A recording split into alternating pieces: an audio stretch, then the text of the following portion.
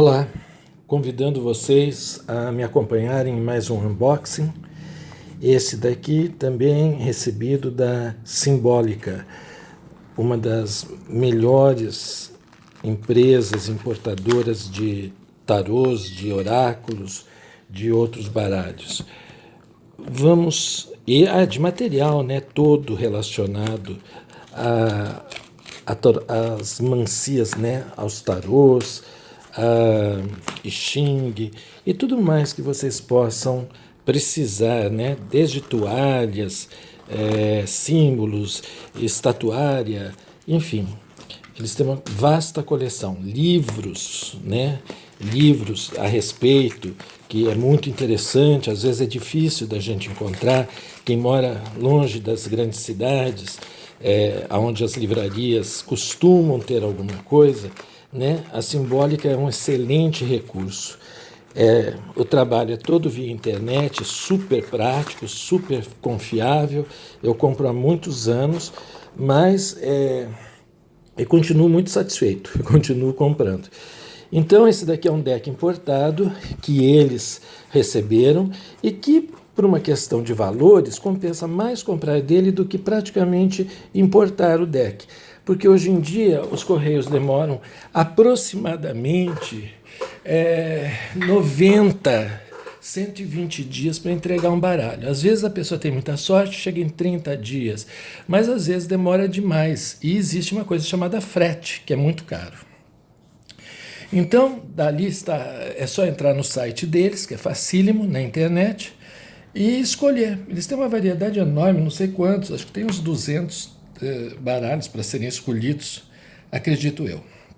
Bom, esse daqui não é um tarô exatamente novo, acredito que ele tenha quase um ano, se não tiver um ano. Ele chama-se Santa Muerte. E ele é muito baseado, a iconografia dele, as imagens dele, são baseadas, me lembram muito a arte mexicana, essa arte, esse artesanato popular mexicano, que é muito voltado à semana, ao Dia de Finados. Ao Dia de Finados, mais especificamente, ao Dia de Finados. É cultural deles um culto aos antepassados, né? A irem ao cemitério, a levarem não apenas flores e velas, né? Que é comum praticamente aqui em todo o Brasil, mas eles também fazem piqueniques no cemitério. É muito interessante, é diferente, é completamente diferente. E tem essa coisa, existe assim, um festival nas ruas, né, com máscaras, e eles vão como eles vão enfeitando muito essas figuras que as pessoas passam a ter medo, ou costumam ter medo, como caveiras, esqueletos, elas passam a ficar tão populares, tão comuns, tão enfeitadas, que não tem mais aquele intuito, algum intuito de assustar, e sim de alegrar, talvez, aquelas lembranças que costumam ser meio tristes, né?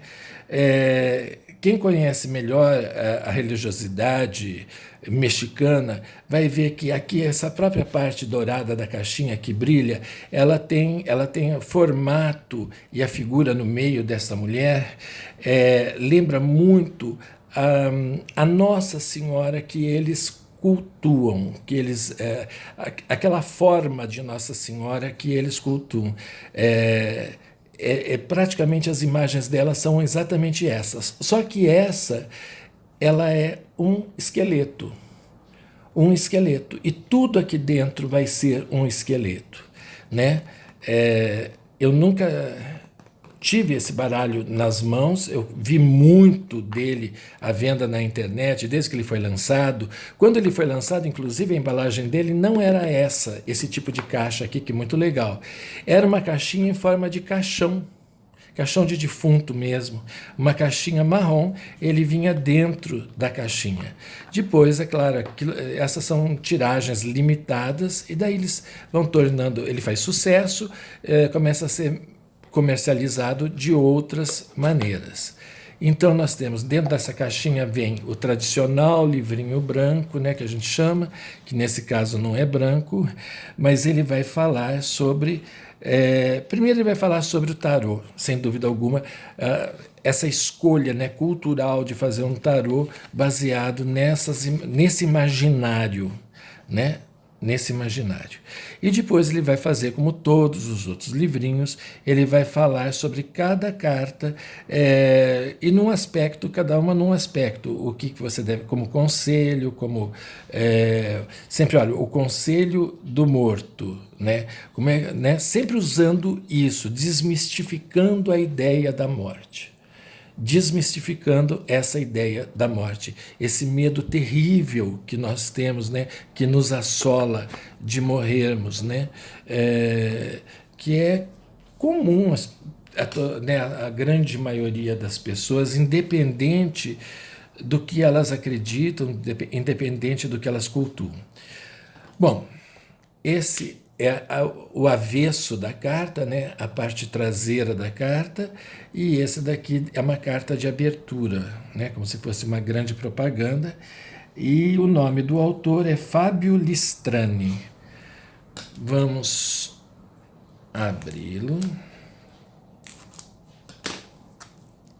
Tirar esse plástico que protege, se conseguirmos. Aqui. E vamos ver como são essas cartas.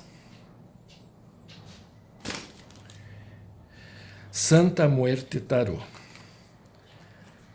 Como eu disse, é uma carta publicitária, né, praticamente. E daí vamos lá. E a gente começa, como em todos os outros baralhos, né, na grande maioria deles, com o louco. E aqui nós temos o louco, o mago,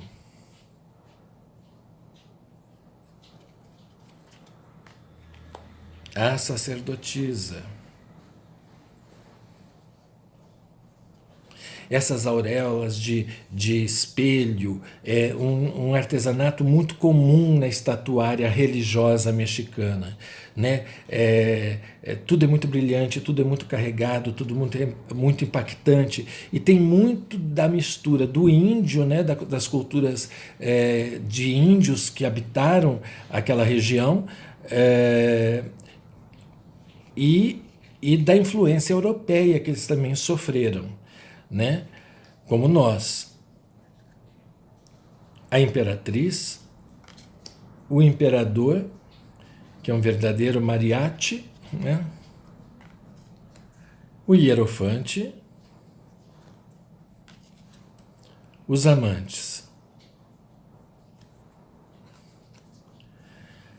o carro fúnebre, a força,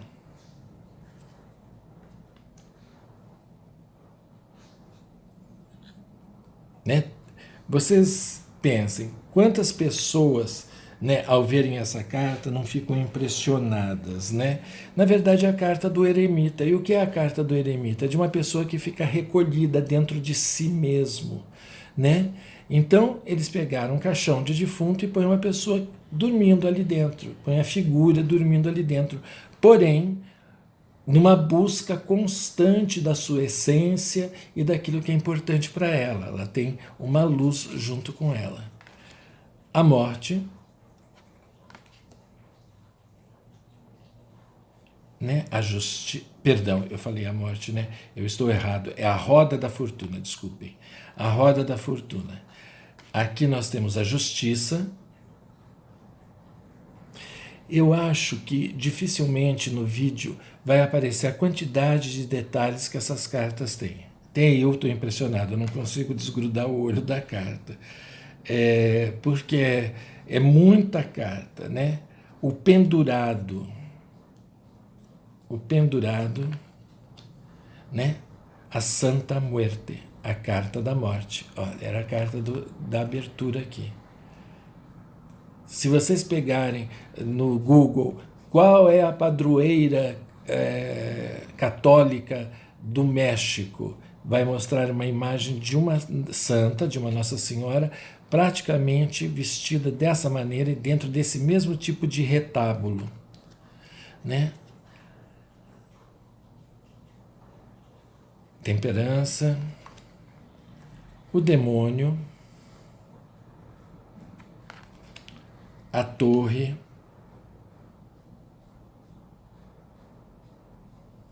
olhem a perspectiva dessa torre, a estrela, a lua. Conseguem ver? A lua é um reflexo na água e essa figura está olhando para esse reflexo. Acho que é a primeira figura que aparece que não é um esqueleto, uma caveira. O sol, o julgamento e o mundo. Então esses são os arcanos maiores, né? Agora vamos lá para os arcanos menores. Começando com copas, o as, o 2,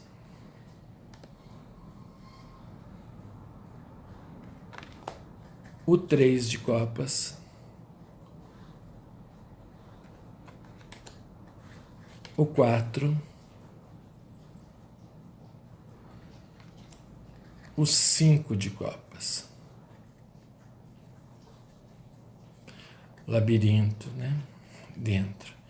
Gente, deixa eu falar um pouquinho sobre a carta. Como vocês separaram, a carta praticamente não tem margem, ou seja, a imagem vaza a carta. A margem está localizada aqui embaixo como se fosse um pequeno envelope, né? Onde você vai encontrar o número da carta e você vai encontrar o nome da carta, né? Então, 5 de copas. A qualidade da carta é muito, muito boa, sem dúvida alguma. Ela é dessa editora, a Lo Scarabeo, uma editora italiana, excelente, fantástica, que faz um material que dura, sinceramente, para sempre. Eu tenho cartas deles antiquíssimas, acho que antes até de existirem esses processos de conservação, hoje em dia esses vernizes, aliás, eu não gosto de carta assim que brilha, isso me desagrada muito. Mas enfim, esses vernizes que são protetores de raios ultravioletas, né? Então a carta não desbota com facilidade. Né? O 6 de copas, o 7 de copas, o 8, o 9,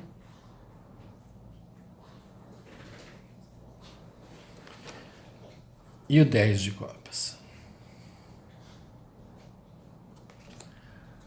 Pajem, cavaleiro,